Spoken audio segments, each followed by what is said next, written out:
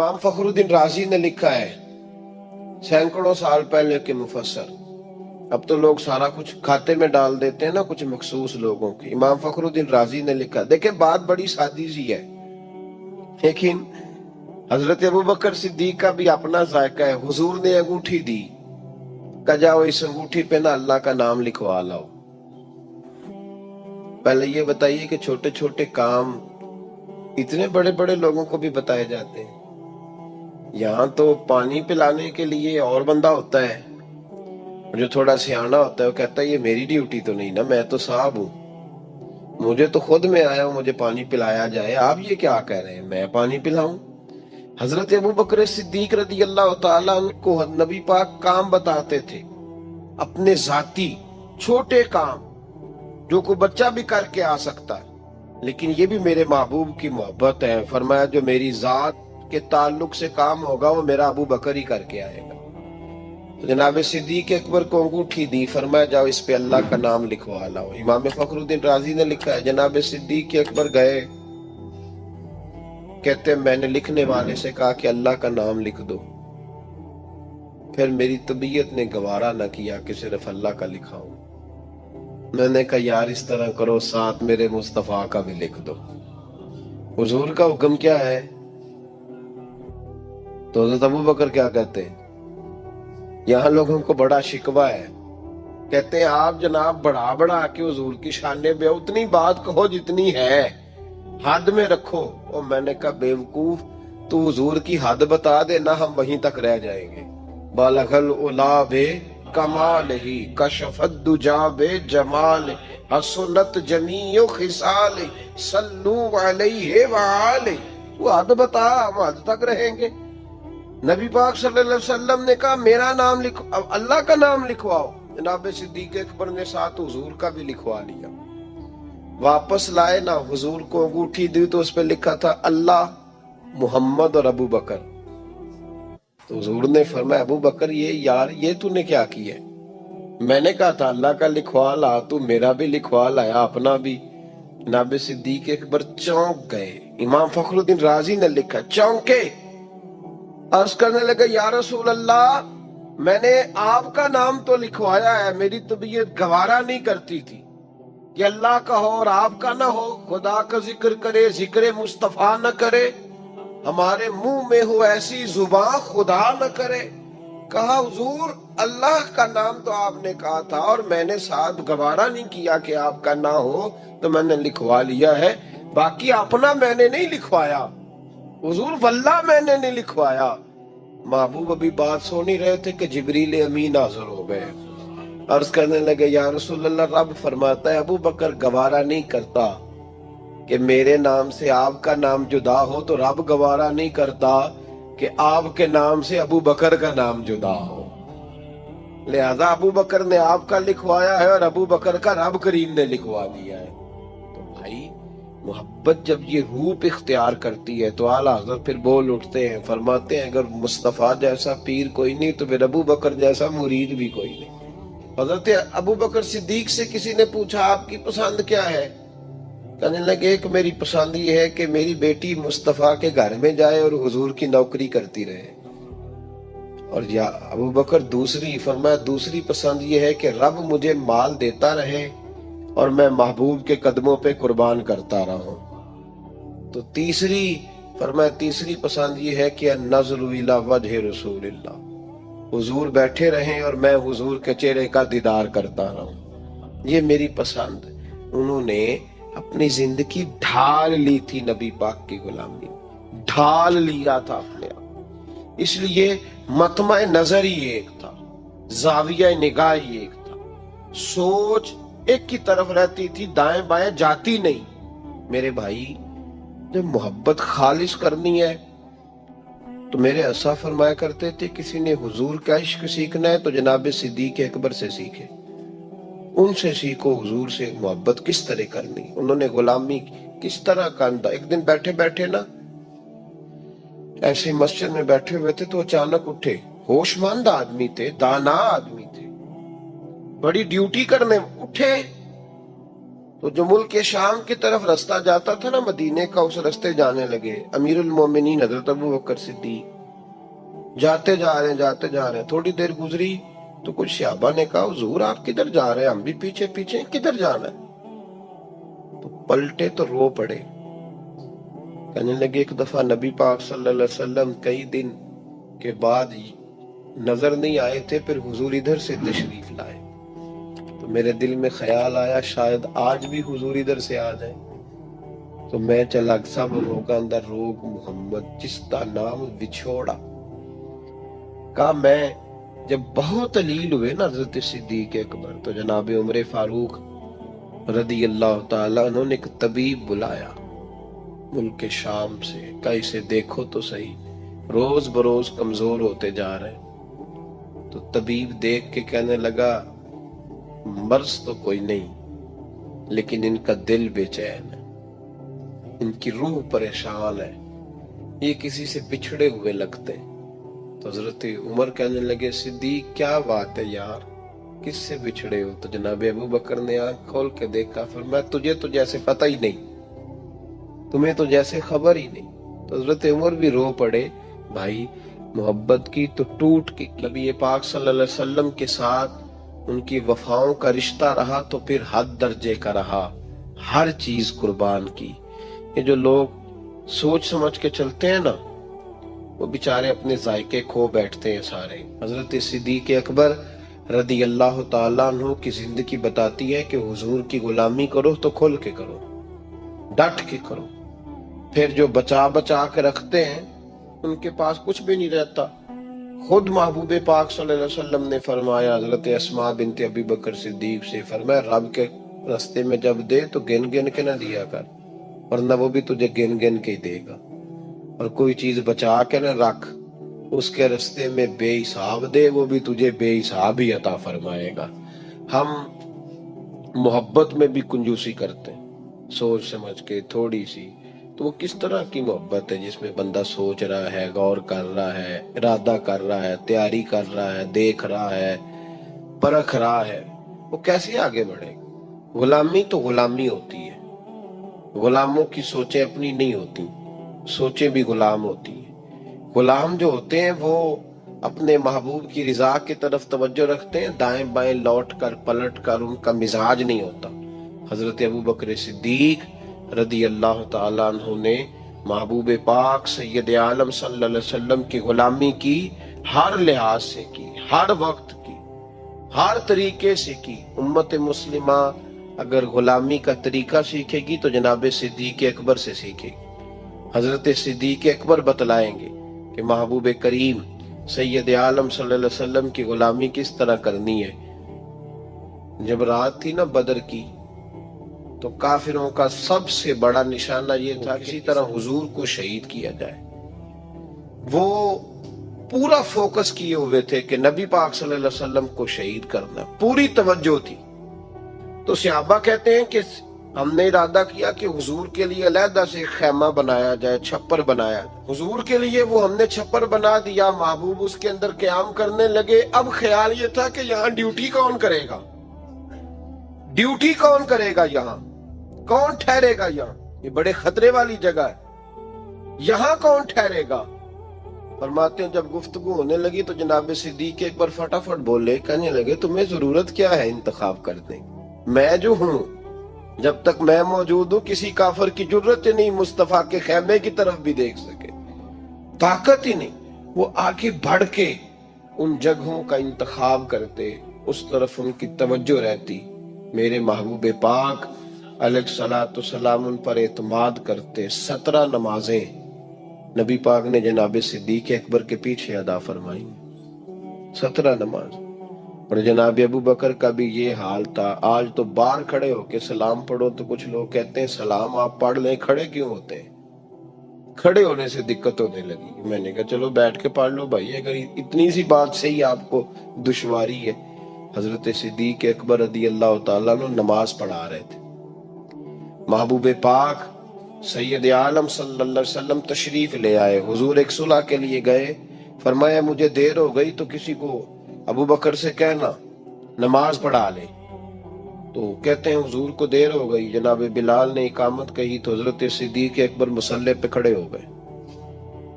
ابھی 2 ہی رکعتیں پڑی تھی کہ حضور تشریف لے آئے. جس جس صف سے حضور گزرتے رہے صحابہ رستہ چھوڑتے رہے. دوران نماز ہی محبوب پہلی صف کے قریب آئے تو جناب صدیق اکبر نے قدم پیچھے ہٹایا. عین نماز میں، عین نماز حضور نے فرمایا ابو بکر مکمل کرو نماز. پھر قدم ہٹایا، تیسری دفعہ پھر کہا، پھر قدم ہٹایا. جناب صدیق اکبر پیچھے ہٹ گئے. محبوب نے نماز مکمل کرائی اور فرمایا میں نے جب کہا تھا مکمل کراؤ تو کیوں نہیں کرائی؟ کیا خوبصورت انداز ہے. کہنے لگے یا رسول اللہ اب ابو قحافہ کے بیٹی کی اتنی ضرورت تو نہیں نا کہ مصطفیٰ کا امام ہی بن جائے، اتنی ضرورت تو نہیں نا. تو عزیز یاد رکھیں حضرت ابو بکر صدیق نے حضور کی تعظیم کی، نبی پاک کا ادب کیا. وہ جو لوگ کہتے ہیں نا زیادہ قریب رہنے سے محبت کم ہو جاتی ہے، حضرت صدیق اکبر نے اس فلسفے کو بھی غلط ثابت کر دیا. انہوں نے ثابت کیا ہے کہ محبت خالص ہونی چاہیے. کئی دفعہ بندہ جتنا قریب جاتا ہے محبت اتنی زیادہ بڑھتی جاتی ہے. شرط ہے کہ یہ خالص ہو، اس میں اخلاص ہو، تصنع نہ ہو، بناوٹ نہ ہو، ریاکاری نہ ہو، ملاوٹ نہ ہو اس کے اندر. ایک دن نبی پاک صلی اللہ علیہ وسلم حضرت ابو ہریرہ اور دیگر بیٹھے تھے تو محبوب علیہ السلام نے فرمایا بھئی ذرا نا وقفے سے ملا کرو، محبت بڑھتی ہے. وقفے سے ملا کرو. قدر کھو دیتا ہے یہ ہر روز کا آنا جانا، بڑی دلچسپ ہوتی ہیں بے ترتیب ملاقاتیں. تو کہا ذرا وقفے سے ملا کرو، محبت بڑھتی ہے. تو ٹھیک ہے یا رسول اللہ صلی اللہ علیہ وسلم. تو حضرت ابو بکر صدیق بھی ایک دن پورا نہ آئے. جب بات ہو رہی تھی وہ بھی بیٹھے ہوئے تھے مجمع میں، ایک دن پورا نہ آئے. اگلی صبح حضور نے پوچھا ابو بکر کہاں تھے؟ عرض کی حضور آپ نے ہی تو کہا تھا وقفے سے ملا کریں. فرمایا وہ دوسروں کے لیے کہا تھا، تیرے لیے نہیں کہا تھا. تو روز ملا کر، پابندی سے ملا کر، توجہ سے ملا کر. وہ تیرے لیے بات نہیں کہی، وہ کوئی اور ہے. جو قریب رہیں تو قدر کم ہوتی ہے. ابو بکر صدیق تو محبوب کے ساتھ مکے میں بھی ساتھ، بدر میں بھی، احد میں بھی، غار ثور میں بھی. اور دیکھیے 1400 سال ہونے کے ہیں وہ مزار میں بھی مصطفیٰ کے ساتھ ہی آرام کر رہے ہیں. تو وہاں بھی ساتھ ہے. پانی پرند سہیلیاں رنگا رنگ کڑے، اسی تے پریا اس دا جانیے جس دا توڑ چڑھے. تو وہ کم لوگ ہوتے ہیں، وہ لوگ زیادہ خوب نہیں ہوتے کہ جو قریب آئے تو قدر کم کر دی. حضرت ابو بکر صدیق نے فلسفہ بیان کیا ہے کہ پیار صحیح کرنا، یہ کوئی مطلب نہیں کہ قریب رہو گے تو قدر کم ہو جائے گی. محبت خالص کرنا. اللہ کے رسول صلی اللہ علیہ وسلم غار ثور میں موجود ہیں، ساتھ سیدنا صدیق اکبر رضی اللہ تعالیٰ. کفار جو گرفتار کرنے والے تھے، پیچھے لگے ہوئے تھے، وہ غار ثور کے دروازے تک آ گئے. جس طرح ڈاکٹر بول دیتا ہے، وہ کہہ دیتا ہے کہ اب جناب مشکل ہے، اگلے ہفتے آپ چلے جائیں گے. تو وہ جو کمزور لوگ ہیں انہوں نے اگلے ہفتے کیا جانا ہوتا ہے، وہ جب ڈاکٹر بتاتا ہے اسی وقت ہی فوت ہو جاتے ہیں. وہ کہتے ہیں اگلا ہفتہ تو لیٹ ہے، اسی وقت ہی سمیٹ لیتے ہیں سامان سفر. اور کچھ لوگ ایسے تھے، ڈاکٹر نے کہا کہ جناب آپ کی رپورٹس بتاتی ہیں کہ آپ بہت جلدی چلے جائیں گے. تو انہوں نے کہا جناب آپ جو کہہ رہے ہیں اپنے علم کے مطابق کہہ رہے ہیں، پر ہونا تو وہ ہے جو میرا رب کریم چاہے گا. یہ وہ جذبات ہیں جو ہمیں رسول کریم علیہ السلام نے عطا فرمائے. دیکھو حضرت ابو بکر صدیق رضی اللہ تعالیٰ عنہ کے ساتھ حضور غار ثور میں موجود ہے. کفار جو گرفتار کرنے والے ہیں وہ دروازے تک آ گئے، بالکل دروازے تک. جناب صدیق اکبر رضی اللہ تعالیٰ عنہ ان کو دیکھ کر تھوڑا سا گھبرائے، اپنے لیے نہیں، ذات مصطفیٰ کے لیے گھبرائے، کہیں حضور کو کوئی تکلیف نہ پہنچ جائے. تھوڑا گھبرائے، یا رسول اللہ وہ تو قریب آ گئے، اور اگر انہوں نے پیروں کی جانب جھک کر دیکھا تو وہ تو ہمیں دیکھ لیں گے. بالکل سرانے پہنچ گئے، یہ آ گئے، کھڑے ہو گئے، اور درمیان میں پردہ کیا ہے؟ مکڑی کا جالا. اور مکڑی کا جالا پھونک سے بھی اڑ جاتا ہے. تو مکڑی کا جالا بیچ میں، حضور وہ تو پہنچ گئے ذرا جھک کر کے دیکھیں گے تو وہ تو ہمیں پکڑ لیں گے۔ اب یہ وقت تربیت ہے، اور وہ تربیت جو محبوب نے اپنے اس عظیم صحابی کی فرمائی، اس تربیت کو میرے رب کریم نے قرآن مجید میں بیان فرمایا۔ حضور فرماتے ہیں، رب فرماتا ہے کہ فرمایا محبوب نے، فرمایا لا تحزن، ابو بکر گھبرانا۔ یہ ایک موقع ہوتا ہے جب انسان کو گھیر لیتی ہیں مشکلات چاروں جانب سے، اور جو بھی آتا ہے وہ اسے مایوس ہی کرتا ہے، لیکن حالات کے سہمے ہوئے لوگوں کو بتا دو حالات بدل جاتے ہیں، ایک جیسے نہیں رہتے۔ کہا لا تحزن، ابو بکر گھبرانا، کیوں؟ ہماری فوجیں آ کے انہیں پکڑ لیں گی، یا اندر ہمارے پاس کوئی ایسا اسلحہ موجود ہے کہ ہم ان پر چھوڑ دیں گے تو یہ مر جائیں گے۔ لا تحزن، ابو بکر گھبرائیے مت۔ کیوں نہ گھبرائیے؟ اس لیے کہ ان اللہ معنا، بے شک اللہ ہمارے ساتھ ہے۔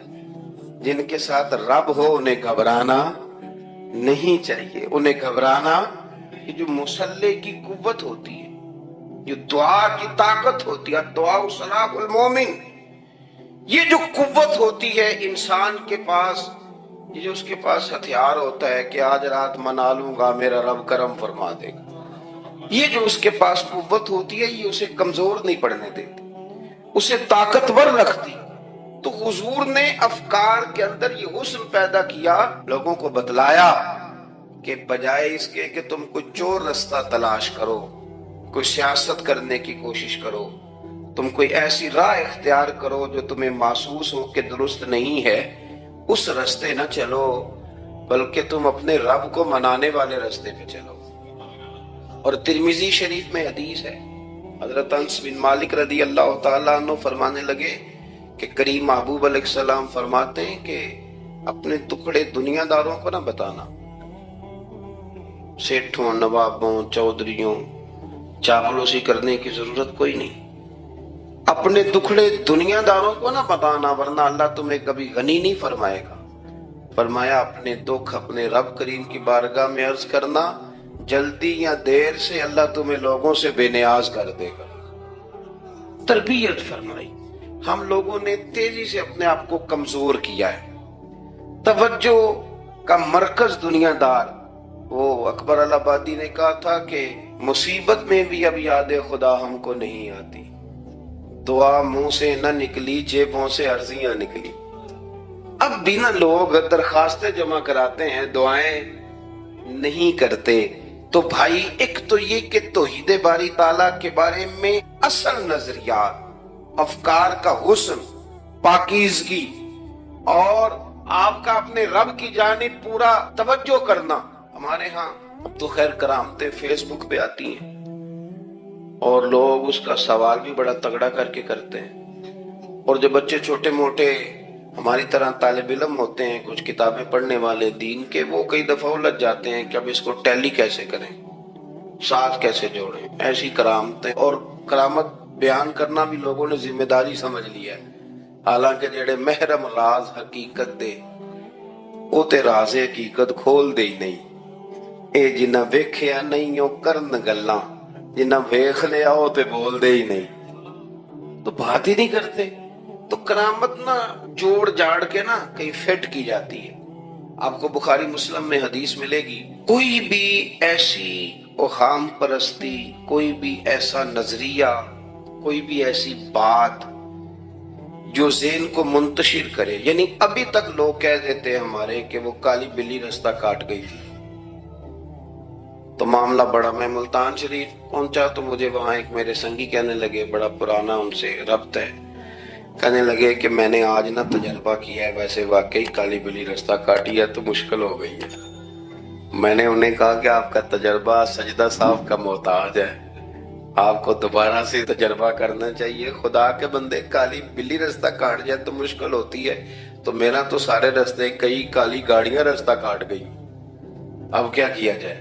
یہ کمزوری ہے، افکار میں کمزوری نہیں پیدا کریں، کچا پن نہ پیدا کریں، آپ مضبوطی لائیں۔ بخاری مسلم میں آپ کو حدیث ملے گی، سرور کائنات علیہ السلام کے صاحبزادے جناب ابراہیم علیہ السلام وصال فرما گئے، اور کیفیت یہ تھی کہ انہوں نے حضور کی مقدس گود میں آخری سانس لیا، داڑھی مبارک محبوب کی آنسوؤں سے بھر گئی۔ حضرت انس کہتے ہیں عرض کی یا رسول اللہ آپ بھی آنسو بہاتے ہیں؟ فرمایا میرا بیٹا گیا ہے تو آنسو نکل آئے ہیں، ورنہ میری زبان پہ وہی جاری ہے جس سے میرا رب راضی ہوتا ہے۔ اسی دن نہ جس دن سرکار کے صاحبزادے کا وصال ہوا اسی دن سورج کو گرہن ہو گیا۔ کچھ لوگوں نے بات جوڑ دی، کہنے لگے کہ آج چونکہ حضور سید عالم علیہ السلام کے صاحبزادے کا وصال ہو گیا تو آج دیکھو سورج کو بھی گرہن ہو گیا۔ بات جوڑ دی، غم کی کیفیت تھی، سرکار کی مقدس داڑھی آنسوؤں سے بھری ہوئی تھی، حالات کا تقاضا اور اس کی سمت کچھ اور تھی۔ حضور نے جمعے کا انتظار نہیں فرمایا، فرمایا بلاؤ لوگوں کو مسجد میں۔ لوگ جمع ہو گئے اور صحابہ فرماتے ہیں ہمارے خیال میں یہ تھا کہ یہ موقع نہیں تھا، آج نہ جہاد کے لیے حکم آنا ہے، کس مقصد کے لیے حضور نے طلب فرمایا، لیکن جب ہم گئے اتنا ضروری کام ہے نظریات کا صاف ہونا، اللہ کے محبوب نے لوگوں کو اسی دن بلا کے فرمایا لوگوں سنو، سورج اور چاند کو جب گرہن لگے تو استغفار پڑھا کرو، تسبیحات کیا کرو، نوافل ادا کیا کرو، اللہ کے حضور حاضر ہوا کرو۔ فرمایا یہ سورج اور چاند کو جب گرہن لگے تو یہ اللہ کی نشانیوں میں سے نشانی ہوتا ہے، کسی بندے کے دنیا سے جانے کا اس کے ساتھ کوئی تعلق نہیں۔ تم نے اپنے ذہن کو ٹھیک رکھنا، افکار کو ٹھیک رکھنا، کسی بھی قسم کی تم نے اوہام پرستی کا شکار نہیں، مضبوط رہیں، اٹھ باندھ کمر کیوں ڈرتا ہے، پھر دیکھ خدا کیا کرتا ہے۔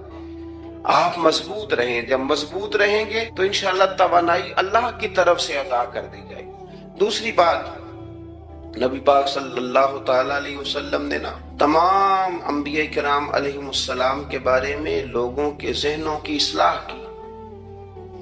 آپ کبھی قرآن حکیم کا مطالعہ فرمائیں، احادیث مبارکہ کو پڑھیں تو میرے محبوب کریم کی شان یہ ہے کہ حضور نہ انبیاء کی شانیں بیان کرتے ہیں۔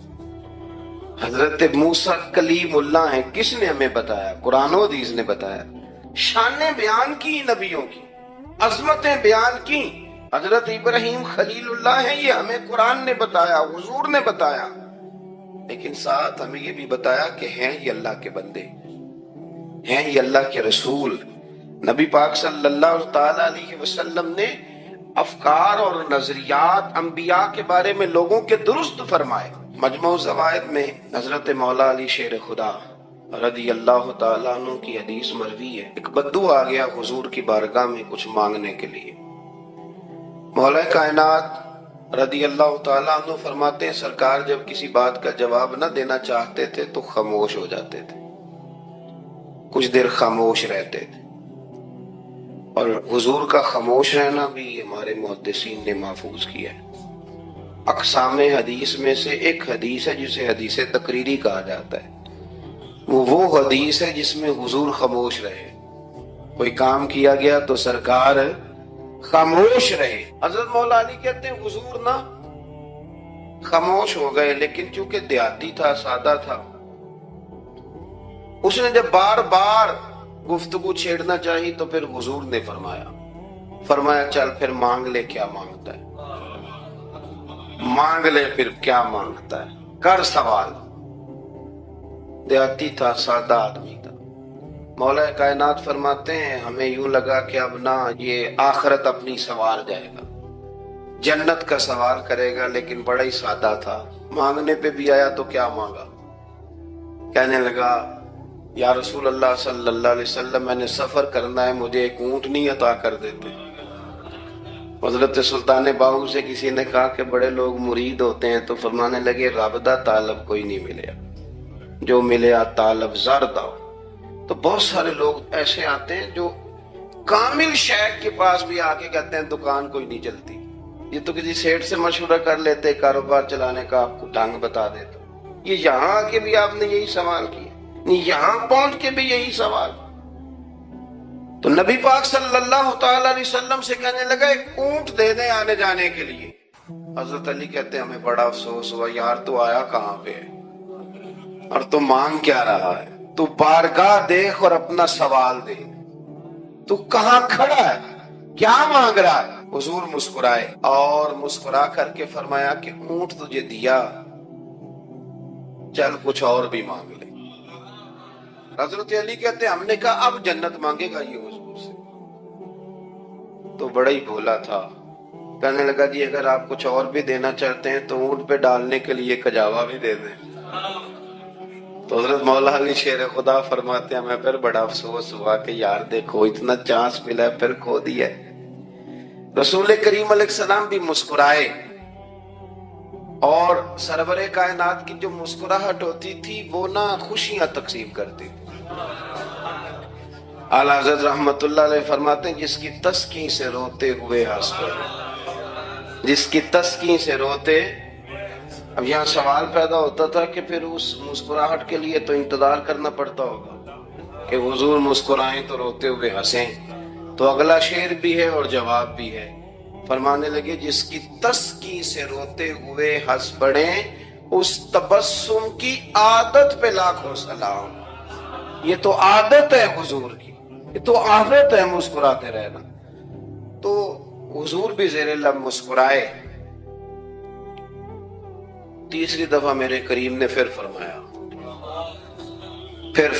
فرمایا چل مانگ لے کچھ، تجھے ایک چانس اور دیتے ہیں۔ پر مولا کائنات فرماتے ہیں بڑا ہی بھولا تھا، تیسرا چانس ملا گویا گولڈن چانس ملا، لیکن پھر بھی وہیں کا وہیں رہ گیا۔ کہنے لگا ٹھیک ہے اگر آپ کچھ اور بھی دینا چاہتے ہیں تو میرا سفر لمبا آنے جانے کا خرچہ بھی دے دیں۔ اللہ اکبر۔ اب حضور عقائد کی بابت بتانے لگے کہ رسالت کے بارے میں، محبوب کے بارے میں عقیدہ کیسا ہونا چاہیے۔ تو حضور علیہ السلام فرمانے لگے تجھ سے تو وہ بنی اسرائیل کی بڑھیا ہی اچھی تھی۔ یا رسول اللہ صلی اللہ علیہ وسلم کون سی؟ تو حضور فرمانے لگے جناب موسیٰ علیہ السلام کو حکم ہوا ہجرت کریں، تو آپ جانے لگے، تو پھر ارشاد خداوندی ہوا کہ جہاں حضرت یوسف علیہ السلام مدفون ہے، آپ کا مزار پر انوار ہے، اگر آپ کو جانا ہے تو پھر ان کے تابوت کو بھی آپ نکال کر کے ساتھ لے جائیں۔ حضرت سیدنا موسیٰ علیہ السلام نے لوگوں سے پوچھا تمہیں پتہ ہے جناب یوسف کا مزار کہاں ہے؟ کسی کو نہیں پتا، ایک بوڑھی اماں ہے ضعیف العمر، اس کو خبر ہے۔ حضرت موسیٰ علیہ السلام نے اس سے کہا اماں تو بتائے گی کہ حضرت یوسف کا مزار کہاں ہے؟ تو کہنے لگی بتاؤں گی پر مفت نہیں بتاؤں گی۔ یہ حضور بیان کر رہے ہیں بتاؤں گی پر فری میں نہیں بتاؤں گی، میں نا مفت تھوڑی بتاؤں گی۔ فرمایا چل تو اپنی قیمت بتانے کی۔ تو کہنے لگی میں اس شرط پہ جناب یوسف کے مزار کا پتہ بتاؤں گی کہ آپ مجھے جنت میں وہ والا گھر دیں گے جس کے پڑوسی جناب موسیٰ علیہ السلام ہو۔ آپ کے پڑوس میں گھر چاہیے، تجھ سے تجھی کو مانگ کے میں نے مانگ لی ساری کائنات، وہ والا مکان چاہیے جس کے پڑوسی آپ ہوں۔ تو حضرت موسیٰ کلیم فرمانے لگے اماں چل جنت مانگ، تو نبیوں کے قریب مکان مانگ رہی ہے، وہ تو بڑا اونچا درجہ ہوگا، تم بڑی دور پہنچ گئی، اتنی بڑی سوسائٹی میں پلاٹ مانگ لیے، وہاں پہنچ گئی۔ تو بوڑھی کہنے لگی ٹھیک ہے پھر اگر یہ معاملہ ہے تو پھر ختم ہو گئی بات، اگر آپ نہیں بتاتے تو جائے میں بھی نہیں پتا بتاتی۔ وہ اڑ گئی، ٹھہر گئی، اور اڑی بھی کس طرح؟ یہ بھی میرے اللہ کی توفیق، میری طلب بھی تو تیرے کرم کا صدقہ ہے، میری طلب بھی تو تیرے کرم کا صدقہ ہے، یہ پاؤں اٹھتے نہیں بلکہ یہ اٹھائے جاتے ہیں۔ تو وہ کہنے لگی میں نہیں پھر بتاتی، آپ کسی اور سے پوچھ لیں۔ جناب موسیٰ خاموش ہوئے تو ارشاد خداوندی ہوا کلیم اپنے پڑوس میں مکان دینے کا وعدہ آپ کر لیں اور مکان انہیں میں عطا کر دوں گا۔ تو حضور سید عالم صلی اللہ تعالی علیہ وسلم نے اس بدو کی موجودگی میں تربیت فرمائی صحابہ کی، یہ چیزیں بھی حضور نے عطا فرمائی۔ لیکن جب تمہیں کہا جائے مانگو تو پھر یہ کریم رسول کا دروازہ ہے، مانگیں گے مانگے جائیں گے اور منہ مانگی پائیں گے۔ سرکار میں نہ لا ہے نہ حاجت اگر کی، تو افکار کا حسن، نظریات کی پاکیزگی۔ ہمارے ہاں نا آج کل جو ہمیں لیکچر دیے جاتے ہیں نا، بالخصوص جو طلباء سائنس پڑھتے ہیں، تو وہ جب سوالات اٹھاتے ہیں تو اس میں کچھ ایسی چیزیں بھی آتی ہیں۔ یہ ابھی کورونا کے حالات جب پچھلے دنوں چل رہے تھے تو اس وقت دو تین قسم کے لوگ ہوئے۔ ایک تو وہ ہوتے ہیں جو بالکل ہی ڈرتے، کہتے ہیں چھوڑو جو ہوگا دیکھا جائے گا، اور ایک وہ ہوتے ہیں جو اتنا ڈرتے ہیں کہ بیچارے اپنے سائے سے بھی ڈرنے لگ جاتے ہیں۔ تو یہ دونوں باتیں جو ہیں یہ درست نہیں ہیں۔ درست کیا ہے کہ آپ احتیاط بھی کریں گے پر بھروسہ اپنے رب کریم کی ذات پر کریں گے، بھروسہ اللہ۔ تو لوگوں کو ڈرایا جاتا ہے اور جو خوف پھیلایا جاتا ہے ہمارے ہاں وہ بڑا عجیب قسم کا انداز ہے۔ قبر کو کھڑکی کوئی نہیں ہوتی، دروازہ کوئی نہیں ہوتا، آکسیجن کیسے جائے گی؟ یا آپ کبھی ٹویٹر پر مختلف بڑے لوگوں کے پیغامات دیکھیں تو موت کے بارے میں جب وہ چیزیں شیئر کرتے ہیں تو عجیب سا رنگ اس کا محسوس ہوتا ہے کہ اللہ جانے یہ بیچارہ کہاں کھڑا ہو گیا۔ اور خوف، اور لوگ اس کا ذہن بنا کے ڈرتے ہیں۔ ڈرنا چاہیے، ضرور ڈرنا چاہیے، لیکن ایک بات یاد رکھیں، حضرت مولا علی فرمایا کرتے تھے کہ ڈرنا تو اپنے اعمال سے چاہیے اور ان کو درست کرنا چاہیے۔ ڈرنا تو اس چیز سے چاہیے کہ کیا ہم نے وہ راستہ اختیار کیا ہے جو قبر کو بالکل تنگ کر دے گا، جو جہنم کے گڑھوں میں سے گڑھا بنا دے گا؟ اگر وہ راستہ ہے اور اس پر آپ چلے ہوئے ہیں، آپ سخت ہو گئے ہیں، آپ نے سوچنا چھوڑ دیا ہے، آپ نے حقوق العباد کے معاملے کو ترک کر دیا ہے، آپ اپنی طبیعت کے لحاظ سے لوگوں کو ستانا مشغلہ بنا بیٹھے، آپ حلال حرام کی تمیز چھوڑ گئے، نگاہوں کی صفائی سے لے کر رزق حلال کو پیٹ میں لے جانے تک اگر غیر محتاط ہو گئے تو پھر تو خوف کھائیں۔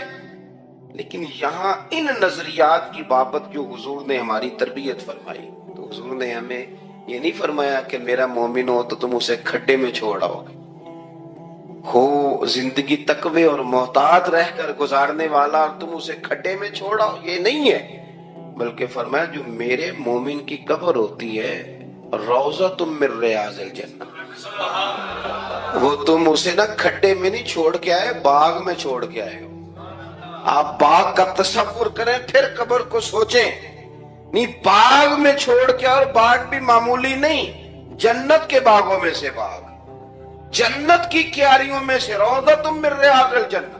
اب ذرا اس اینگل سے آپ اپنی قبر کو سوچیں، اس رویے کے ساتھ کہ اگر قبر آپ کی جنت کا باغ ہے تو باغ میں جاتے بندہ ڈرتا تو نہیں، اور باغ اتنا حسین ہے کہ جس میں پہلی آنکھ کھلے گی تو پہلی نظر اٹھے گی تو مدینے والے محبوب کا چہرہ نور نظر آئے گا،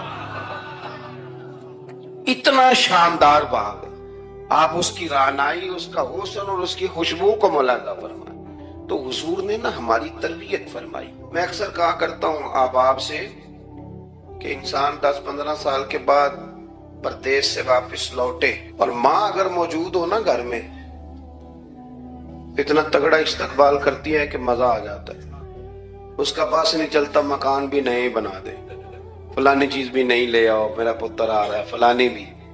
تو سالوں بعد بندہ گھر لوٹے تو ماں اتنا استقبال نہیں کرتی جتنا قبر میں اللہ کی رحمت بندے کا استقبال کرتے۔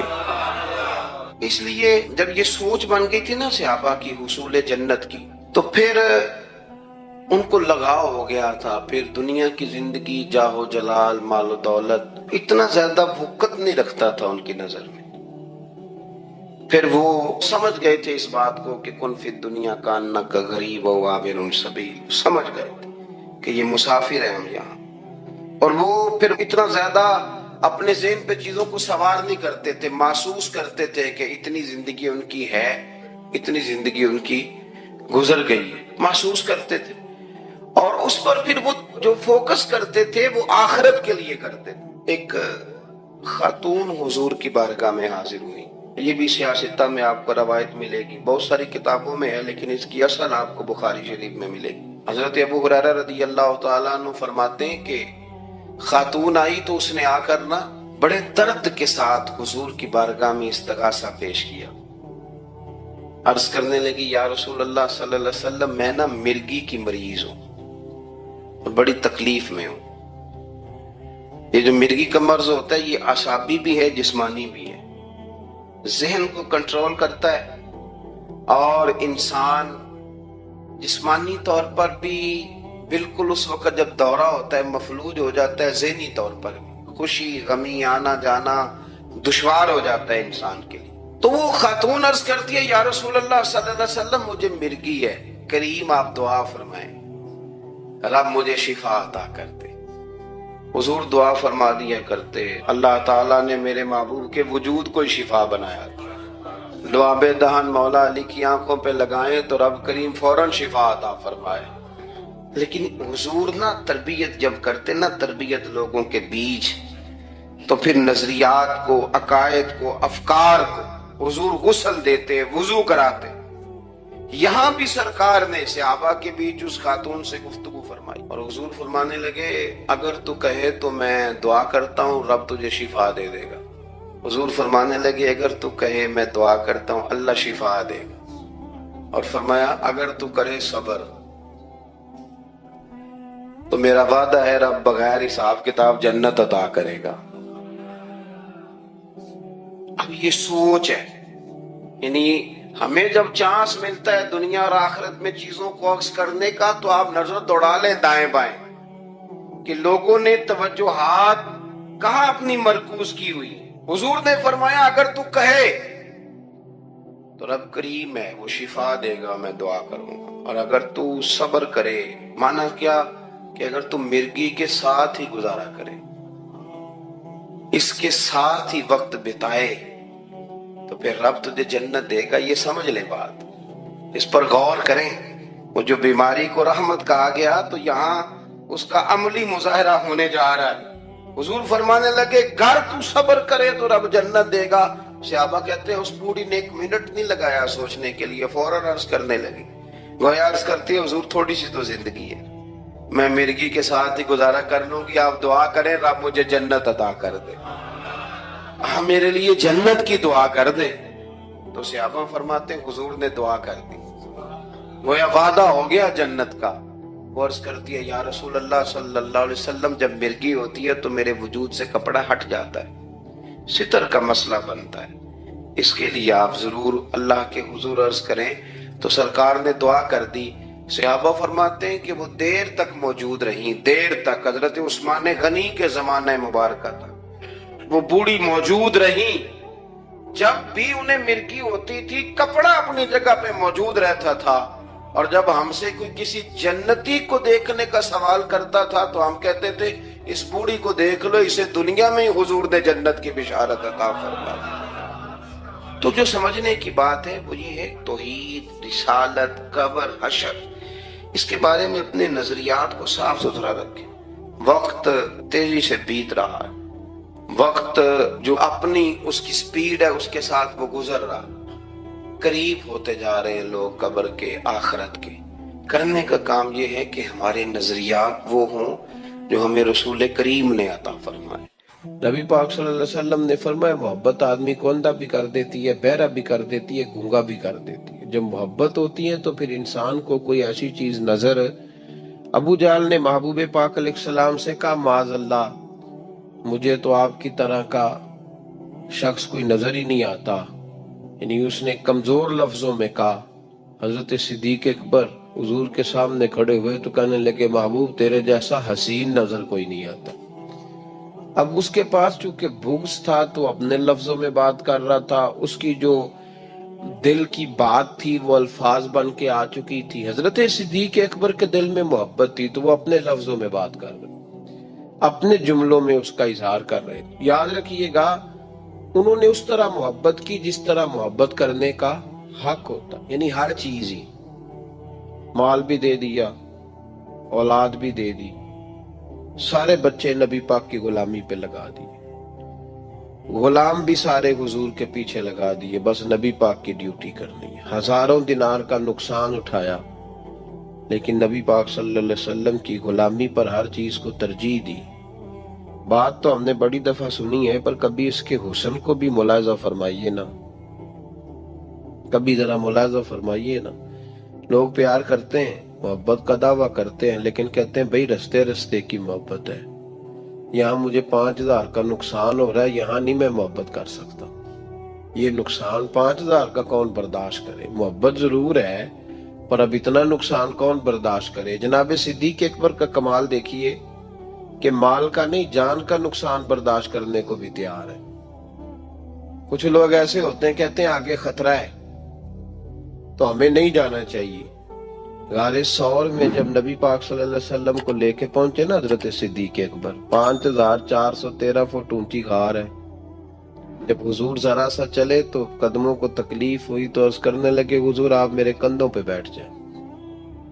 पब्बा भार कदम नहीं लाउंदा ते सौर पहाड़ ते चढ़े आ जांदा, ओ पे आ जांदा दे यार नबी दा, ए असली दिलदार नबी दा। हुजूर को ले गए और जब गारे सौर पे पहुंचे तो कहने लगे, हुजूर मुझे अंदर खतरा लगता है, आप ठहरे, पहले मैं जाता हूँ, पहले मैं जाता हूँ।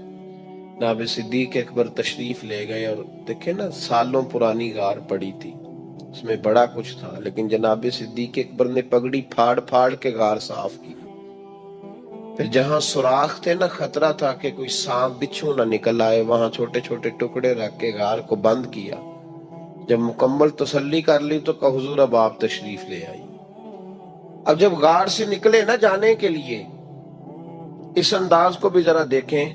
लोग आज खुश्क दीन के बड़े कायल हैं, कहते हैं बस ठीक है, नमाज पढ़नी चाहिए, रोजा रखना चाहिए। इतनी लंबी बातें, आप मार्फत की बात करते हैं, आप मोहब्बत की बात करते हैं, आप वारफ्तगी की बात करते हैं।